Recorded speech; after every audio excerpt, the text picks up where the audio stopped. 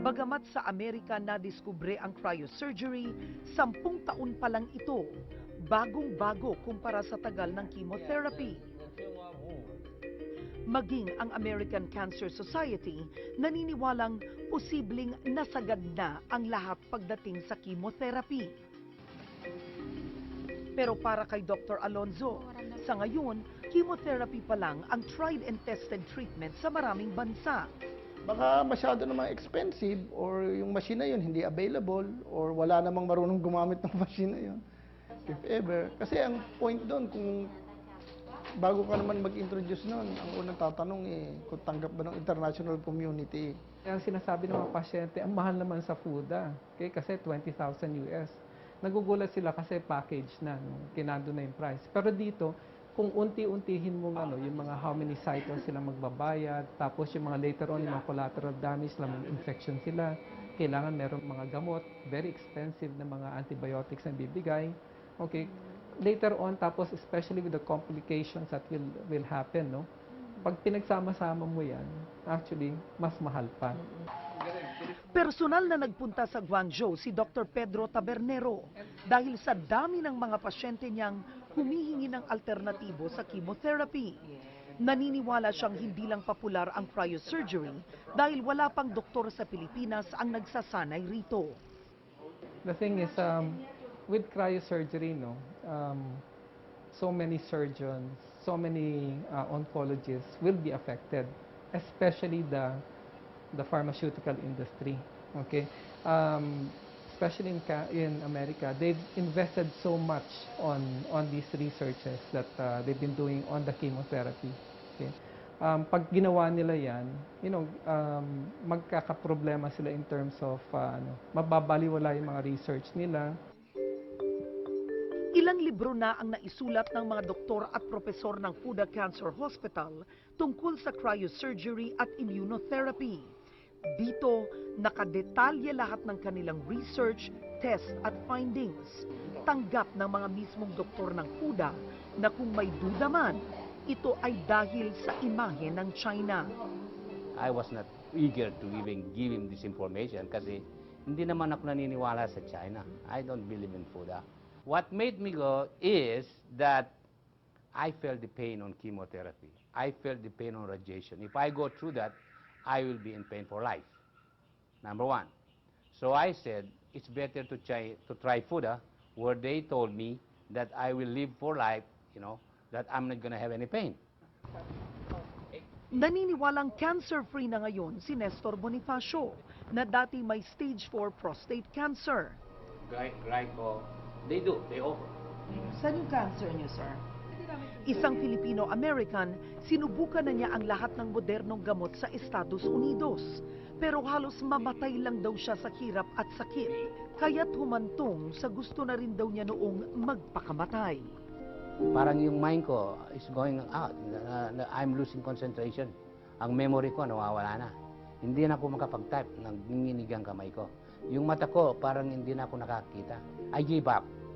Pati yung pagdadasal, nawala na ako pagdadasal. Hindi na ako, ayoko na magdasal. It's not helping me. Magpipitumpung taong gulang na si Nestor.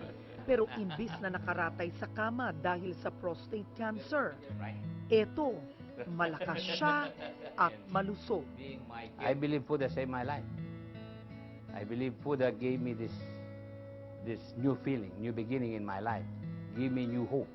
And I'm more passionate of what I do now. And every day that I wake up, I'm excited about having a new mission. There is now hope. Okay? Ang mga pasyente na talagang hirap na hirap sa cancer nila, meron silang paraan kung paano gawin sila na tumatagal ang buhay nila.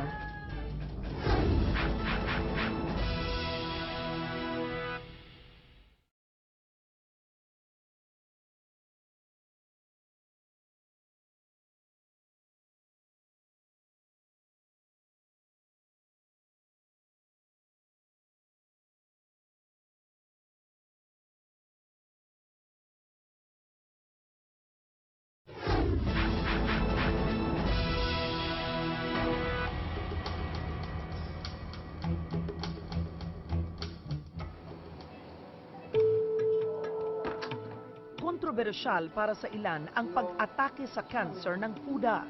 Pero malinaw na isa itong alternatibo laban sa isang sakit na hanggang ngayon ay wala pa ring lunas. Para sa mga tulad ni Dayday at Nestor, nabigyan sila ng FUDA ng pangalawang buhay. At si Aling Fe, na hindi kaya ang halaga ng gamutan sa FUDA Hospital, nakaratay man, buo pa rin ang loob na gumaling sa karamdaman. Hindi na rin ako nawawala ng pag-asa. Yung pananalig ko lang sa Diyos ang pinaninindigan ko, yun lang. Pero minsan, bumabagsak din ako. Pero nakakabawi din ako. Matagalang laban ang sakit na cancer. Para ka na ring sinintensyahan ng kamatayan.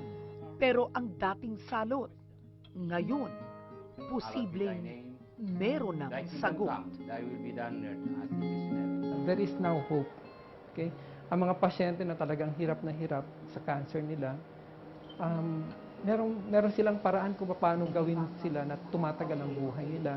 And marami ring mga tao doon na nagkaroon na talaga ng remission, okay? And who are totally cured. They have to get out of the box. They have to look at other options. And I'm sure that with all billions of dollars spent in cancer research and development, there is something out there. You have to be decisive. You have to think for yourself, not just take what's fed to you at face value. You have to take matters into your own hands. Look for information. Information will be your best source of power. Pray. Have a close relationship with God. Ako po si Karen Davila, ang inyong naging correspondent. About this is the guy who told me about FUDA.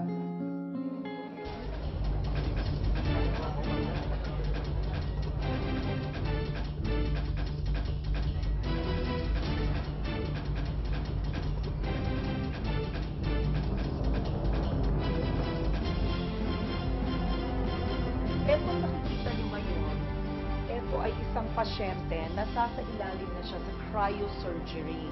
Ang kakaiba kasi dito sa kanila ay habang kina-cryosurgery ang isang pasyente ay naka-CT scan siya. So nakikita nila kung ano ang kanilang, kung nasaan ang tumor. Kakaiba ang procedure na ito at ito, eksperto sila dito.